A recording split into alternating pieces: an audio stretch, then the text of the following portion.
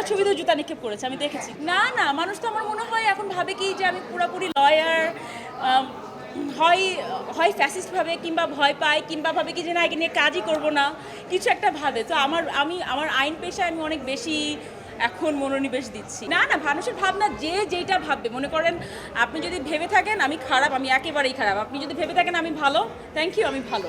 So আমি মানুষের ভাবনা পরিবর্তন করতে চাইও না, যে যেটা ভাবে সে সেটাই ভাবুক, অসুবিধা নেই আমার। শোন, আমি যে একজন বলছিল জুতা নিক্ষেপ কর্মসূচি যখন দেখলাম, বুঝছেন, আই ওয়াজ ভেরি আপসেট যে যে কোনো মানুষকে আপনি সম্মান জানাতেই পারেন, তো সেখানে সেরকম একটা জিনিস দেখা লাগবে। এবং আমার আম্মা খুব আপসেট হয়ে গিয়েছিল দেখে, যে আমি তো এত কিছু পাত্তা দিই না। আম্মু ওয়াজ ভেরি আপসেট। আম্মা বলছে তুমি এরকম করছো, এটা করছো, দেশের অবস্থা সব কিছু মিলে ভালো না, তুমি চুপ থাকো। আম্মা আমি তো কিছু বলিনি, আমি তো চুপই আছি। তো আমি খুব মন খারাপ করে বসেছিলাম।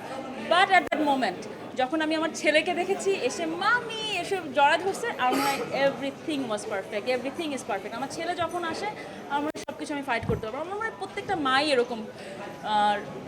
Motherhood, I am enjoying my motherhood a lot. আজকে একটা পিআইএল রেডি করলাম, আগামীকালকে পিআইএলে ওইটা শুনানি করব, পাবলিক ইন্টারেস্ট লিটিগেশন, নারীদের জন্য এবং শিশুদের জন্য। হয়তো বা কোর্টের প্রাঙ্গণ থেকে হয়তো বা প্রেসে কথা বলবো, তখন দেখতে পারবেন, সেই স্ক্রিনে দেখতে পারবেন। বাট এমনি টিভি স্ক্রিনে কখন কোনো নাটক বা সিনেমা বা ওটিটিতে কাজ করবো কিনা এরকম কোনো কিছু কথা হয়নি এখন।